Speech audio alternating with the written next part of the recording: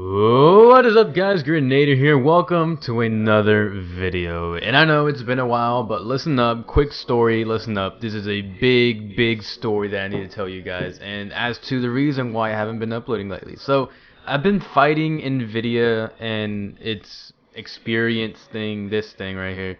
This little cunt right here. Like, every time I clicked on it, it wouldn't open. And then I'd go on Google and try to look for information and stuff because I installed it, uninstalled it, installed it, and uninstalled it several times. Did not work until finally I just uninstalled all the drivers and installed them again, and just a bunch of crap I had to go through to even, at least record a video. So without any further ado, let's get into today's video. Now today's video is a pretty quick one. It's not that easy to do, but it's pretty quick because I think I've done this so much. It's second nature. But anyways, what I'm talking about is the ring around the scope, and hopefully you saw the intro and what it looks like.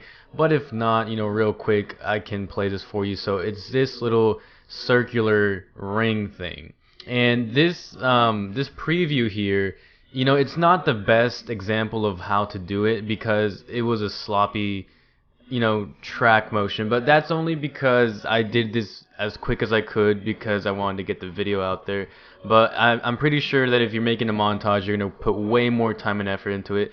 So as you can see, there's some parts where it's actually in sync with the scope and it's actually around the scope, but some parts, like right here, I think, like right there, see, it's kind of off a little bit. But if you put time into it, it can look really good. So before I even start, there's a lot of ways you can do this, and just like murder, there's not just one way to murder somebody, right? So you can do this several different ways. Now, this is my way, so if you have a better way, feel free to leave a comment down below, or make your own video or whatnot. But this is the way I do it. It may be harder, it may be easier, I don't know, but this is the way I do it, and I learned how to do this efficiently. So, another thing, I know video is full of information. So you're gonna need Trapcode. Trapcode is a plugin for After Effects. It's not that hard to get for free, but it's something that you really need to do some cool effects as a montage creator. So here is the clip.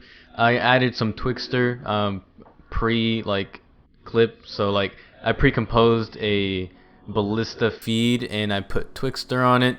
If you want to see a Twixtor tutorial, leave a comment down below and I'll more than gladly make a tutorial about that. But let's start with the ring thingy. So here's what it looks like with the color correction and whatnot. But first of all, we need the clip and we need it Twixtored, or I don't know. I think it looks better when it's Twixtored because the gun is in slow motion, the scope isn't moving a lot, so it's easier to track. So first we have to pick when we want the ring to come in. So like in the example, the ring comes in about like right there. It just comes out of nowhere, sticks to it, rotates, and then goes back out.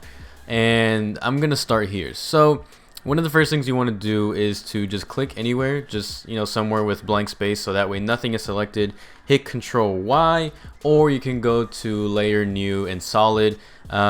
Create a solid, doesn't matter what color it is. I don't know why mine is like diarrhea brown, but it's whatever, dude. And then go to Trapcode, and then go on 3D Stroke and drop that onto the medium. What does that say? I don't know. Drop it on your solid, and then what you want to do is go to presets, click on basic circle, kablamo, there you go, and then you want to you want to basically start keyframing it and tracking the scope. So what you want to do is that you want to click on the solid, you want to hit P for positioning, keyframe that, and then hit S for scale and keyframe that as well. Now if you hit U, it's going to show both, or if you hit U, it shows you everything that it possibly can. So we want to see our position and scale keyframes, and so now we keyframed it at this point. But alas, we do not want it here because it's not a good place to start. So now that we put those keyframes, let's delete them. I know, counterintuitive, whatever. But first, you want to drag it onto the scope itself, like where you want to start. And then if the scope isn't, like, the way I like to do it is I like the actual ring to go like around the inner part of the scope, if you know what I mean. Like it's like the scope is on the outside, like there's a bevel on the outside and the ring's on the inside. But depending on what you want to do, simply increase the thickness and you can do the entire scope if you wish. I don't know if you want to do that or not, but I'm gonna just do 12 and I'm gonna do the inside of the scope. So I think 11 might be better. 11 looks pretty good, so because you want to get the inside of it or the outside depending on what you do. So now you want to keyframe the position and the scale, and you want to start just moving 5 frames at a time and start, you know, adjusting the thing. So I'm going to show you real quick what it looks like, and then I'm going to pause it or basically just cut to the part where I'm done. So like I said, just 1 2 3 4 5. As you can see, the circle is now out of sync and it's not with the scope. So you want to firstly reduce the scale, and then you want to move it in position. So I think that's pretty good. And again, like I said, you're going to put way more time and effort into this than I am. So if it looks pretty crappy and shitty, then, you know, that's only because, you know, it's a tutorial, dude. Like, I'm just showing you the basics of it. So again, just kind of adjust the scale to the scope and put it where you want it, and just go a couple of frames at a time, and you should eventually get the output you want. So I'm gonna go through this real quick, and I might even just put some music and speed this up just so you can see what it looks like. So BRB, bros.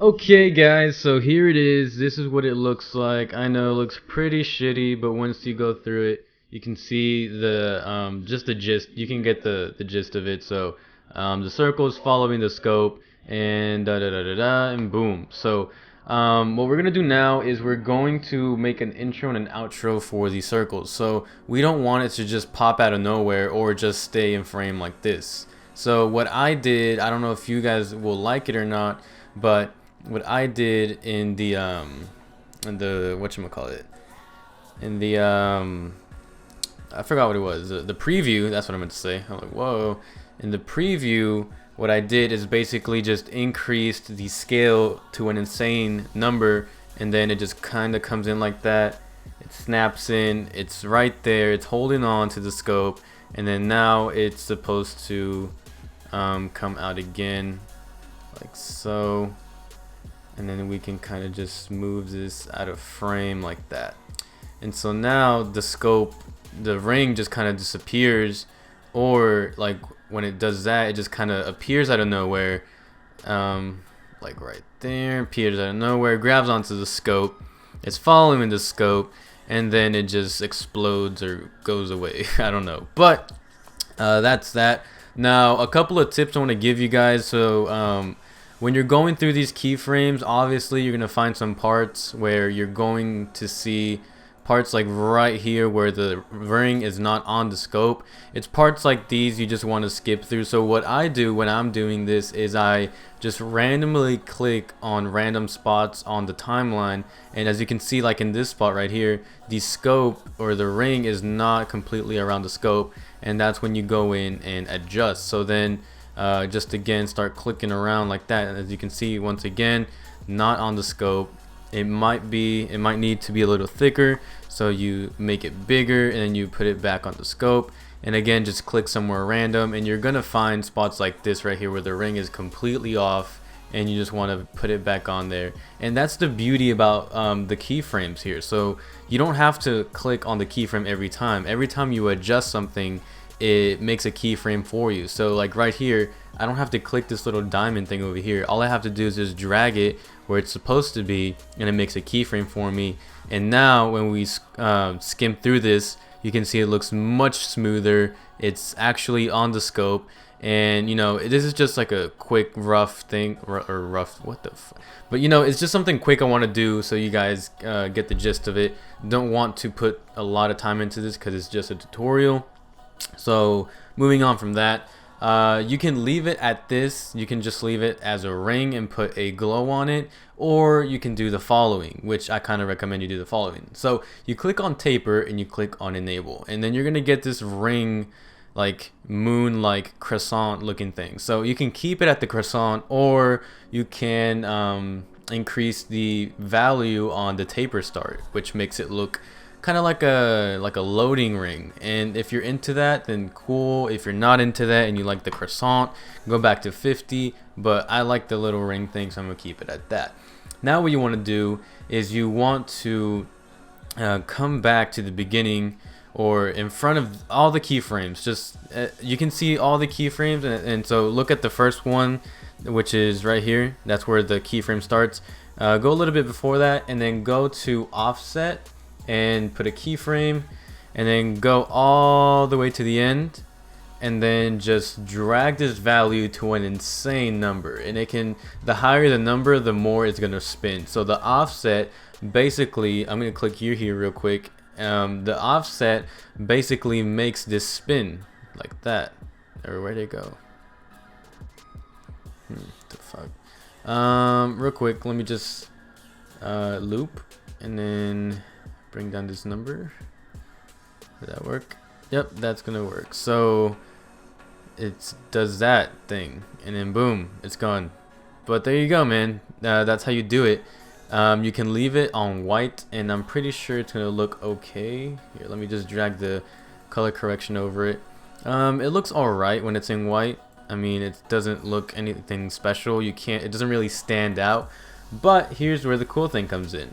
When you download trap code, or when you find it for free, it usually comes with like all these things right here. So it's just not this 3D stroke, it's like a whole suite. So you want to drag the star glow onto the 3D thing, the offset.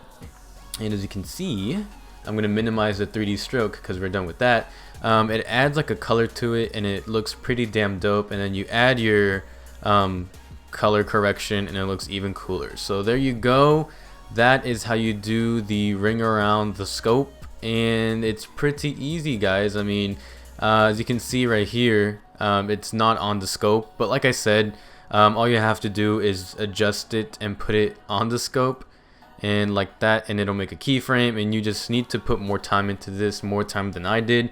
And I know that some of you guys can actually make this effect look pretty damn cool. So don't be, or what I'm trying to say is, feel free to play with these settings. There's more settings like this camera setting, the transform setting here, where you can actually flip the ring here. I'm gonna take off the color correction real quick.